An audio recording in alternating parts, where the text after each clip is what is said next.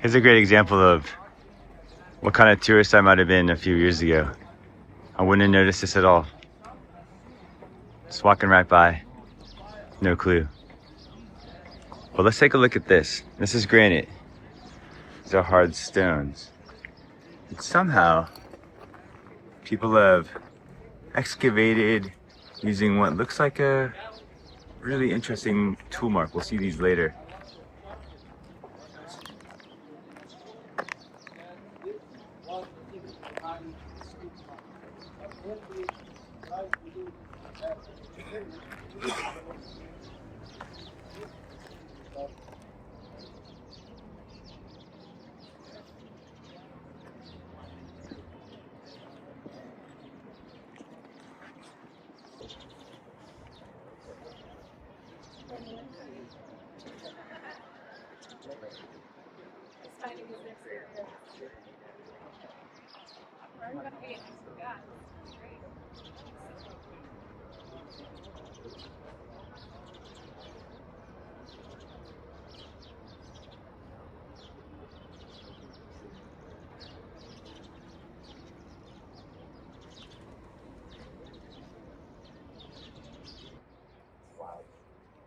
Wait, show us what you're looking at? Brent, will you show us what you're looking at? Yeah, sure. So it's like,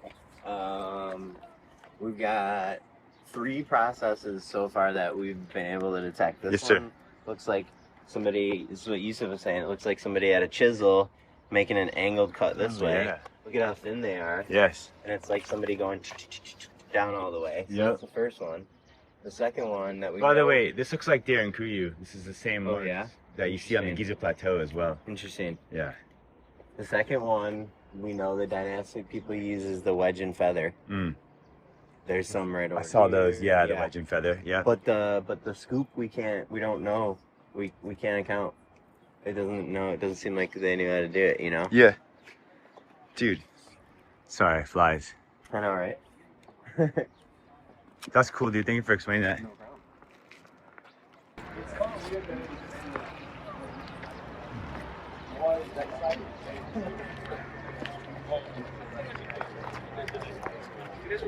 Attempt to make a quarry. There's certainly the people at some point.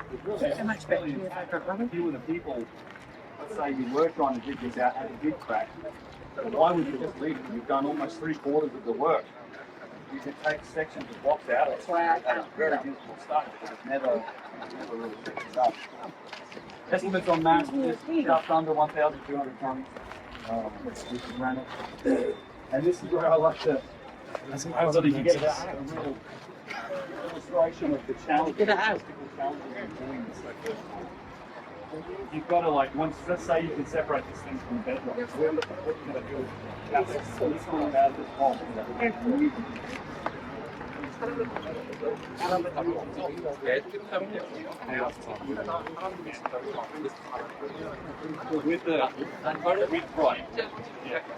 With the technologies that we know. Here's another illustration. It's about how ridiculous the pounding stone description. There's actually been experiments done. And it's not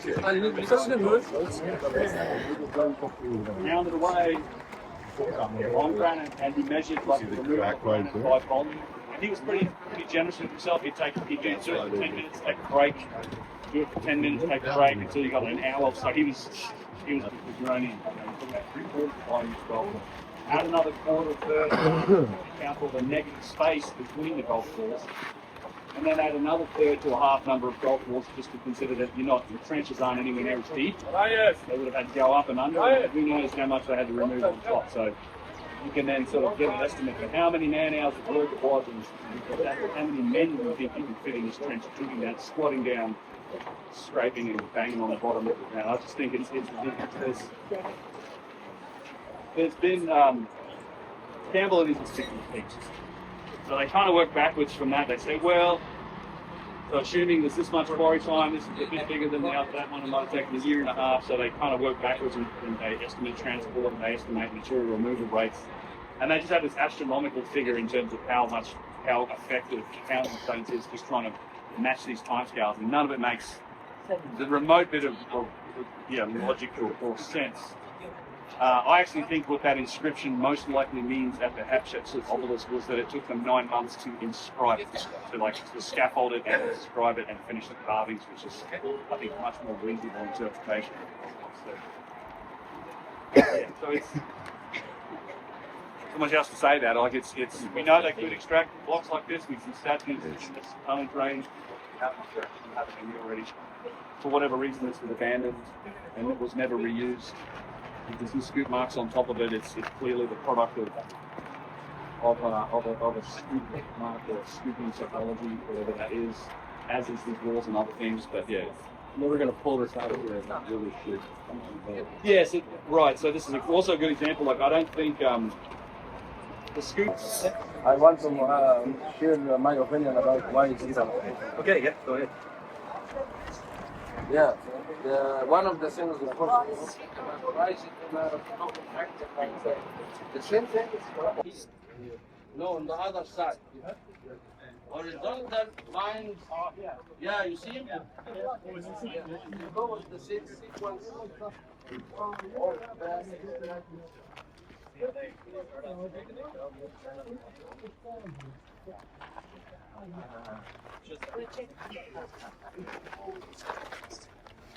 And there is no evidence of fire.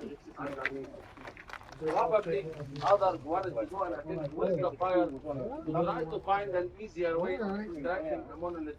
And the reason that monolith is still there because the attempt failed. The stone shatters when you put fire on it. It becomes fragile and it breaks. Starts. Yeah. Start walk or not? You can't walk. Whoa! You can't walk around. Just turn back. Now, again. Yeah, I can get out here. I'm okay. I can crawl. No, not yet. Okay. Let me get a little bit forward, and then I can get up myself. All right, thank you. Hugging. Look at the diagrams we have, or the photographs we have. I'll start with the old so we can check it out. On the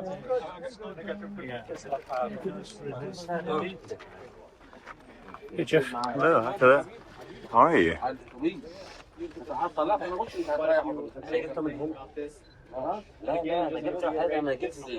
Very strange.